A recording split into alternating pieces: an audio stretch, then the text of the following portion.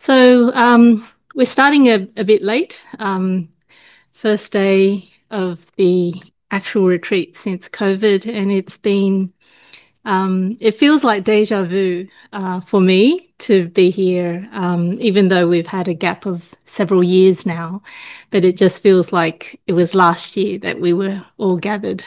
So it's really nice to see you all, and I hope that we can see each other again maybe next year. If not on Zoom, definitely. So just to recap the material that we've covered so far in terms of the material that I've been presenting. So last year we started on chapter 3 of Venerable Yin-Shun's teaching, The Way to Buddhahood. But we didn't finish that chapter, and so the aim is to finish that in the next few days. From this simple outline, we can see that there's an approach to learning Buddhism and developing faith, which then results in sincerity of taking refuge. So back in 2022 was when we first started looking at this particular teaching. And the lessons back then we covered were the Triple Gem, Chapter 1. And then in 23, we covered Chapter 2, the significance of learning the Dharma. So after, we go searching for our spiritual path and we decide we're going to take refuge, we're going to jump all in and put all our faith in the Triple Gem. The next question then becomes, well, how do I start my path of practice? Where do I learn things from? Who do I learn things from? What should I be learning? So chapter 2 gives us an indication or guideline to approach that particular aspect. So if, as a Buddhist practitioner and learner, learning is lifelong for us all, if not multiple lives, many, many lives. But after we learn about the basic doctrines of karma and retribution, cause and effect, impermanence, emptiness, and so forth, we do come to the next phase, which begins chapter 3, where we look at the main paths of practice that Buddhism focuses on, which are the 5 vehicles. So this is where we begin chapter 3, exploring the 5 types of vehicles. And when we talk about vehicles, we're really referring to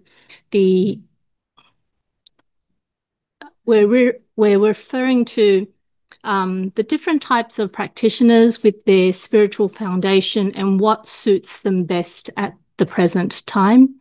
And as you go through the whole teaching, we'll learn, hopefully, you'll be convinced by Venerable Yin-Shun's teachings that all 5 vehicles will converge onto the one vehicle. So chapter 3 focuses on the 5 vehicle, and what we've got here is a very high level structure outline of chapter 3, and there are 2 main parts. So part 1 is the normal path of practice, and it forms the bulk of the material presented in chapter 3. And here you will find content relating to the righteous practices that Buddhists should study and undertake on their path to Buddhahood. And in stage 1, within part 1, there are 3 stages. So stage 1 focuses on establishing right views and understanding. Stage 2 focuses on learning the righteous practices, and it talks about the 5 vehicles and how the different practitioners put what they learn into practice. And then stage 3 is about the core element that humans should rely on if they want to move in the direction of Buddhahood. So apart from the normal path of practice, we then have part 2 of chapter 3, and this is the skillful means or the expedient path of practice. And this section covers the methods to help practitioners consolidate their faith and to help them get stronger and eventually be able to undertake the practices on the normal path. Now, last year, we finished off partway through stage 2. So hopefully that gives you an idea of or brings your memory back to last year. But I will be providing a summary of some key points that we covered last year to hopefully bring us all up to date, and then we can continue on with the rest of this chapter. So chapter 3 is titled Practices of the Five-Vehicle. So that means we need to first make clear what are the 5 vehicles and their major characteristics. So in the Buddha Dharma, there are what is sometimes referred to as the lower, middle, and upper level paths. And these differences are based on one's aspiration or goal. So even though the words used are lower and upper, in no way should they be understood as having a derogatory sense. It's really just to identify different spiritual foundations will have different aspirations, and therefore their practices will also differ. So in terms of the lower path, when someone's goal is to seek rebirth in the human or heavenly realm, then this is what we call the human or heavenly vehicle. And these 2 vehicles make up the lower path, and their characteristic is the aspiration for a better future. So whether it's to be born as a human again, but with better conditions, or to be born in the heavenly realms. Now, although this is referred to as the lower level path, we shouldn't look down on the practices that are particular to this path and these practitioners. Importantly is that the practices of the human and heavenly vehicle, or the lower path, form the foundation for the middle and upper path. So in the sense, if you don't have a good foundation, then your advanced practices will be deficient in some ways. So the practices of the lower level path also apply to those seeking the middle and upper paths.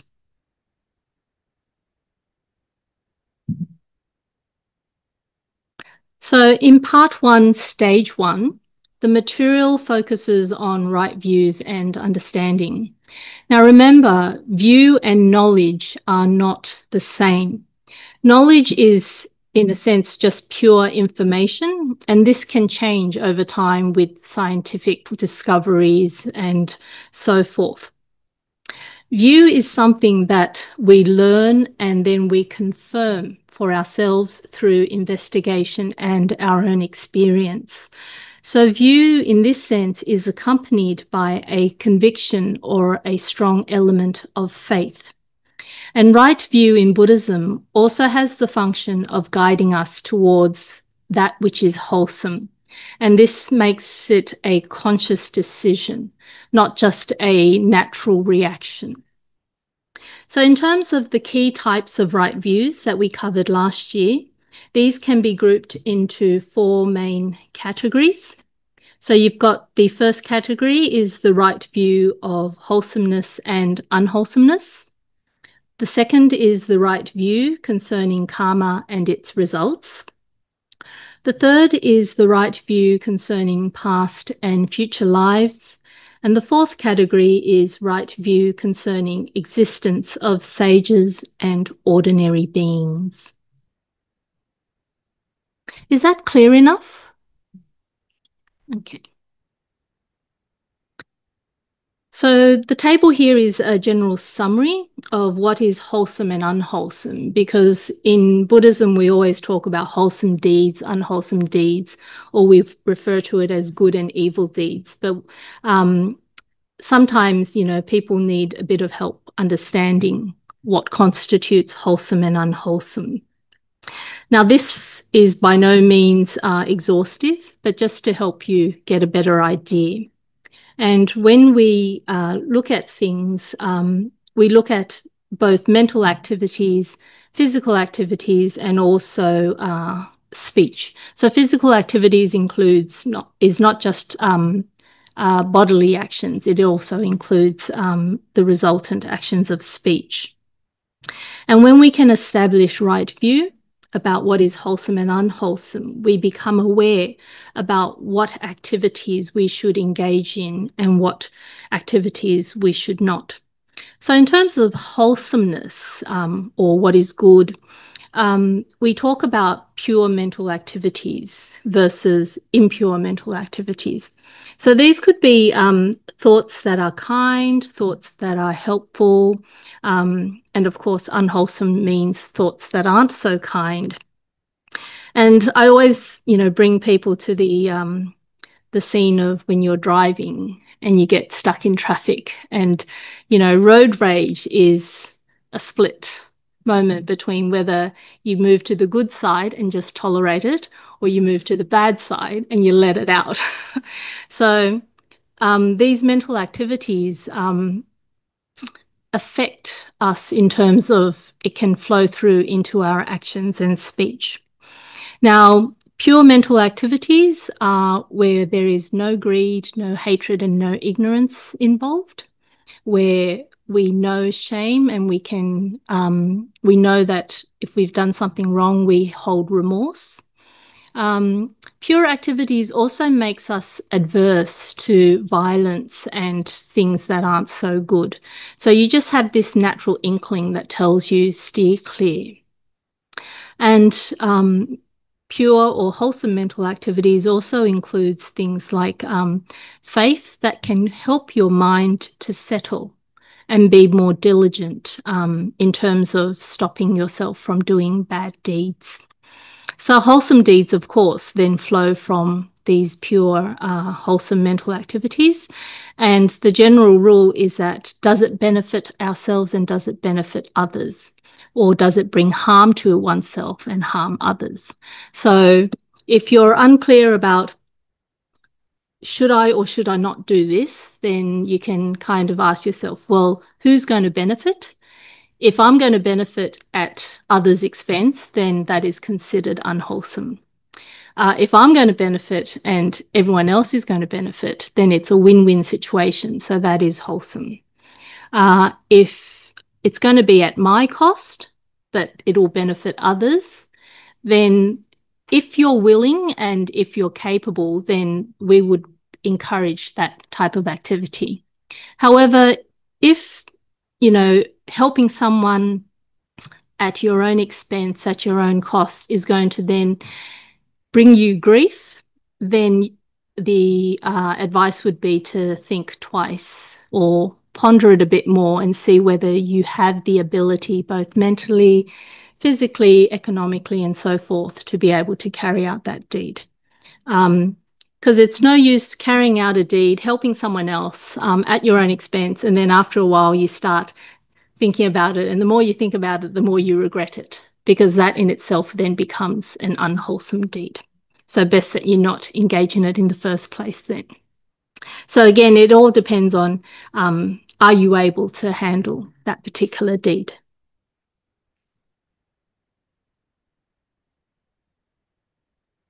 Right. Sorry? Daisy is in wholesome. Sorry? That's you see the last page. Uh-huh. It very surprised me that's the daisy. Lazy? Yeah, lazy. Yes, lazy about engaging in good deeds is unwholesome. So in the Buddhist context, so if there are good deeds and you can do it, you have the economic finances, you have the ability, you have the capability, and the only reason that's stopping you from doing it is because you're lazy, then that mental activity of laziness is unwholesome. Yeah. So because if you get into that habit, then you become you become more and more unwilling to do anything, whether good or bad. You just don't do it. But in this case, we're stressing good deeds. Of course, if you're lazy about doing bad deeds, then that's okay. Okay, so again, as I mentioned, the rule of thumb is, does it help others? Does it benefit others? And at whose cost? So the measure of, is something wholesome or unwholesome? So your lay is not the attitude, is that is you not willing to help others? Yes, Is that yes. Effectively, that's the result. Because of your laziness, you could have benefited others, you could have helped others, but you don't. And therefore, in terms of this is in terms of your own personal practice, you're actually developing the habit of, it's a habit that actually goes against the Mahayana grain of compassion. That's why. Yeah. You may not see it as much in some of but because we're Mahayana and we talk about the Bodhisattva practice, if you can do a good deed to help others and you don't, you're actually wearing away at your development of compassion. It's sometimes hard to tell whether you are doing the right thing in certain. Well, if you're uncertain, that's why, I'm saying if you're uncertain and you're not sure of your own capability, then of course you also need to protect yourself. But if you are capable and there's nothing stopping you, there's nothing harming you except for your laziness, then that's why this aspect is considered an unwholesome characteristic. You're talking about motivation, and that's what. Okay, so the second type of right view concerns karma and its results. We did have a talk a couple of years ago which focused on karma in much more detail if you want to review that. But this is just a quick recap of what we covered last year. So if we can't establish a firm and right view on karma and its results, the importance here is when we're faced with certain situations, usually quite extreme situations, our belief in good and evil, wholesome and unwholesome, will waver. And this means that in some situations, our actions, we will actually choose to create or undertake unwholesome deeds. So it's important for us to establish a firm conviction about karma and its results, because that gives us a fighting force when we're stuck in between a rock and a hard place, basically. And making the so-called right decision is actually very harmful to ourselves. So having right view on what is wholesome and unwholesome, combined with the right view of karma, works together to help us make the right decision in both our ordinary daily lives and in extraordinary circumstances when we're faced with some really difficult decisions. So the third type of right view is that there are multiple lives, or there is this endless cycle of moving from one life to the next, which means we do have past lives.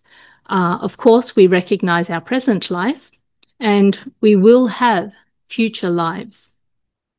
Now, this view may be obvious for us who have studied Buddhism and the Buddha Dharma for a long time. But for ordinary people who have not come across the Dharma, or who have been indoctrinated with other spiritual teachings, this view of a cycle of life can actually be quite hard for them to accept and comprehend. So my experience is with a lot of my Christian friends, they only have this life which God had given them, and they've got their next life which goes for eternity in either heaven or hell. So for them, there's only two lives and there's no question about it. So they can't accept that before this life, they had existed in another life. So when you're talking about Buddhism with other people, this is something to bear in mind. But for us as practitioners, having the conviction that there is a cycle that we go through from one life to the next, and then coupled with the first two right views of wholesomeness, unwholesomeness, and karma and its results, this can help us move to a better future, not just for this particular life, but in future lives, because we then start to cultivate more wholesome deeds, and we have trust in karma that with all this wholesomeness that we created, then karma can do the rest in the future. And the last type of right view is that there are sages or enlightened beings who have awakened to the transcendental truth, and with this wisdom, these sages are able to liberate themselves from the cycle of life and death. So what this implies is having confidence in the possibility that we ourselves can cultivate transcendental wisdom, and that we ourselves can also attain liberation. Because if you think about it, if you don't have the conviction or the faith in yourself that there is that final goal, then what's all the practice for? There's no motivation for us to really continue our practice if we don't believe in the final goal itself. So for some people, they don't understand the difference between enlightened beings. They see the word sage and they equate it to the Christians or the Catholic saints and so forth. So you need to understand in Buddhism, to be a sage, it means you have actually penetrated the truth to some degree, and therefore, eventually, your destination is liberation. Yes? So when you talk about sages in Buddhism, you're not referring to a celestial being. You're still talking about humans? Yes, yes. Okay. Sages, mainly when we talk about them and you read about them, we're referring to humans that have practiced. So like the arahats in the Buddha's time. However, in the Mahayana, some practitioners, depending on where they are, they gain their final liberation in the celestial heavens. So not in the human form. So the arahats of the third fruit in their final life, that they gain final liberation in the heavenly realm, not in the human realm. But generally, when we talk about sages, we're referring to human, in the human form. But you can also be an arahat and be a human, but not a full arahat. Is that what you're saying? No. You can be a human and a full arahat. So if you think about the stories of during the Buddha's time, many of Buddha's great disciples had attained to the final fourth fruition, but they haven't attained paranirvana because their physical body still remains. So basically they live out this final life. They won't have a next life as a human because they've entered paranirvana, final liberation. Yeah. So that was just a quick recap of again, the material covered last year. But I hope you can start to see that these four categories of right views are not independent. They do interconnect in terms of helping us with our practice and our progress. Yeah, and it's not like it comes in order completely. Yeah. They're interactive. They're interactive, but this, I mean, the first, second, third, fourth ranking gives us a way to move forward. So Structure. There's a bit of structure. It's not hard, fast saying you have to start with establishing wholesomeness and unwholesomeness views. But for most people, this is the more structured way to approach their learning and establishment of right views.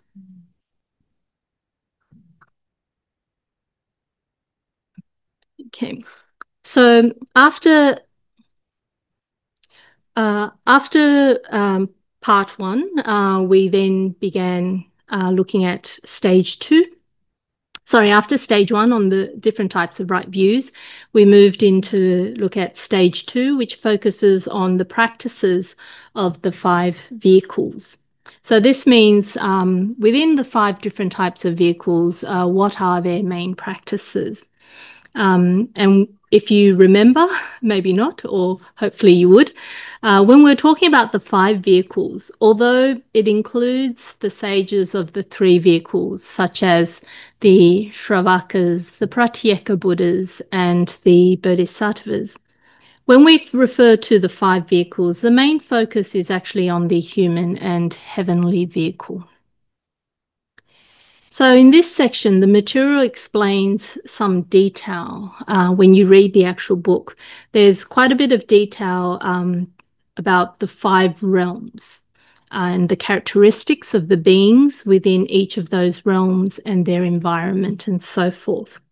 And then the attention focuses on the human and heavenly vehicle. And there are 3 main questions here that we need to reflect on. So the questions are: 1, from the aspect of spiritual cultivation, between the human or heavenly realm, which is the better choice? As in, I'm on the Buddhist path now, so should I aim to be reborn as a human and continue my practice, or should I aim to be reborn in the heavens to continue my practice? And then the second question is, what are the wholesome deeds that will result in birth as a human or heavenly being? So remember back to karma, cause and effect. You need to plant the right karmic seeds. So if the aim is for the human and heavenly vehicle path, then what do we need to do? What type of karmic seeds do we need to cultivate in order to reap that result? And the third question is, and a very important one, is how do we avoid regression to the lower realms? And when we refer to the lower realms, or sometimes you'll see it as the 3 evil realms, this is referring to the hells, the hungry ghosts, and the animal realm. So those are the lower realms. Now, these are important questions that we need to reflect on as Buddhist practitioners, and the following verse provides the answer to these questions.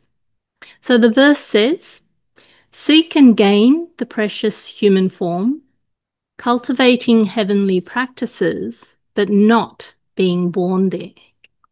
Diligently cultivate the 3 meritorious practices, vow to be born a human and hear a Buddha's Dharma." So although the heavenly realm is more blissful than the human realm, but in terms of cultivating the path to liberation, the human realm is considered more ideal. And one reason is that there is a good balance of happiness and suffering, which is conducive to spiritual cultivation. So if you remember, in the 3 evil destinies, or the 3 lower realms, the situation there is that the beings endure so much suffering, they can't put their minds or attention to practice. And vice versa, in the heavens, there's so much bliss for them to enjoy that, again, they can't put their minds towards the practice. So both are, in a sense, kind of like the extremes. So they provide an obstacle towards our spiritual practice and progression. But as the verse says, it is fine to cultivate the heavenly vehicle practices, such as meditation and compassion and so forth, because these can help us accumulate great merit and virtue. But our goal must not be to gain rebirth in the heavens. Instead, what we should do is we should direct our merits towards our spiritual path and attainment of enlightenment instead. So we can accumulate practices that heavenly vehicle practitioners would undertake, but we should direct that karmic force towards our spiritual path and enlightenment, rather than wishing that that merit will help us gain rebirth in such and such a heaven instead.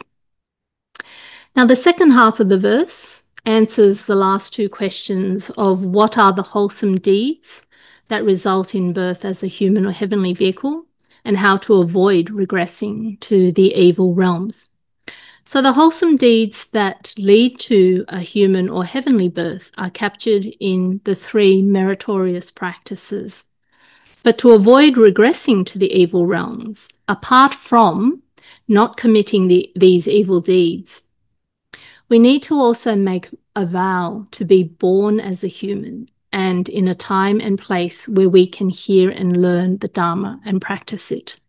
So making vows is very important.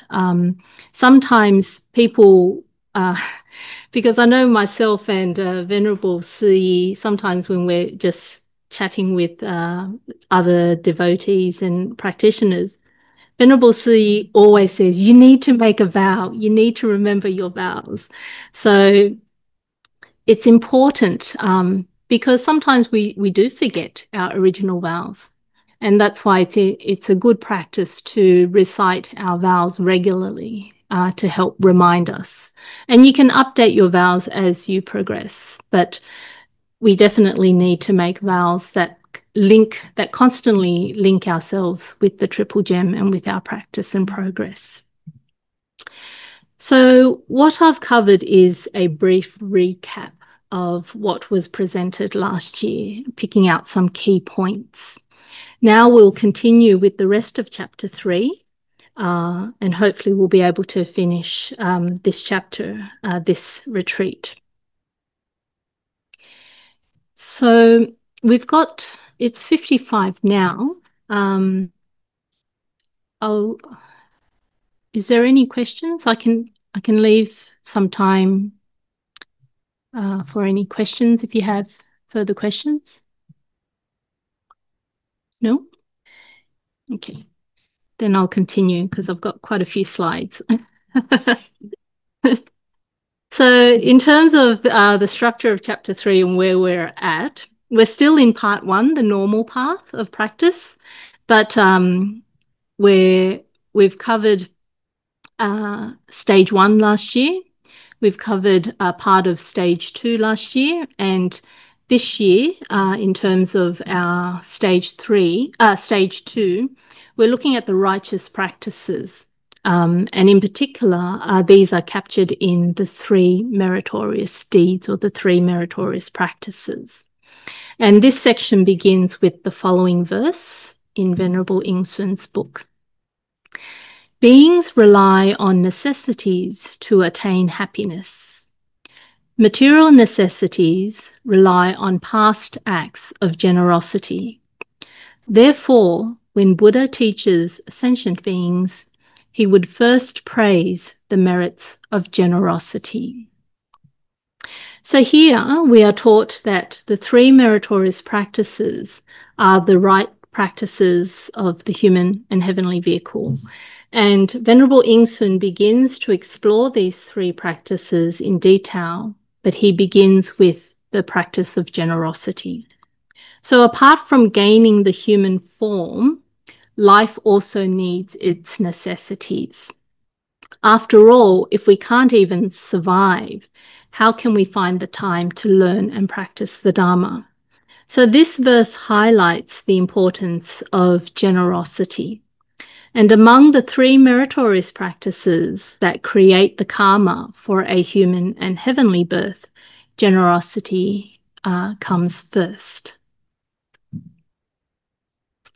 So when the Buddha taught the Dharma, particularly to householders, he did not present it in the modern type of Dharma talks where you can sometimes be thrown in the deep end with topics about life and death and the pure lands and emptiness and so forth.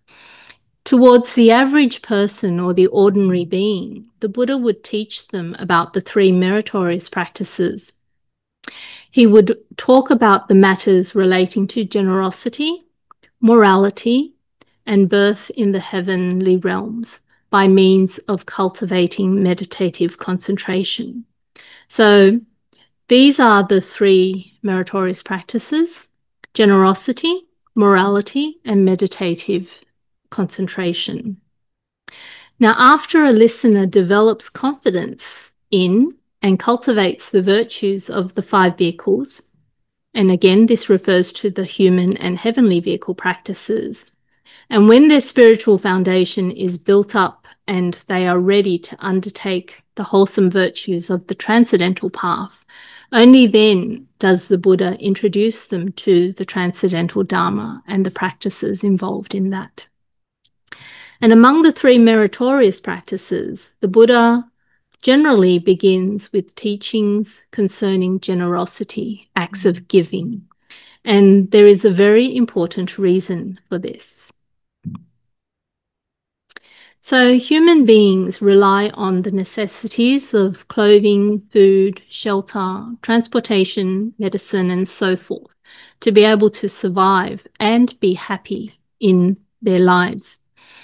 Now, even within the animal realm, the most primitive types of animals also rely on the simple necessities of food and shelter in order for them to enjoy happiness of existence. So in other words, our happiness cannot exist independently from material necessities of life. And happiness is an emotion that arises dependent on physiological experiences. So our experience of emotional joy and happiness generally rely on or is connected with having necessities as its basis. So at the minimum, we need to be able to have some basic necessities such that we, if you think of people in really dire situations of poverty that do not have a certain minimum level of necessities met, their lives are they just struggle to survive, in which case they don't have the mental health, the mental strength, and the physical strength to ponder practicing the Dharma. So that's why it's important. Now, the ancient masters, the Chinese ancient masters would say that the granaries must be full before righteousness prevails. And that means only when there is prosperity can there be education and culture. So if you think back to some of the situations, this was quite a while ago where and in America, when you had the severe storms and flooding, people were finding it hard to just get food, then all hell breaks loose, basically. So again, this is a case of the granaries not being full, and therefore,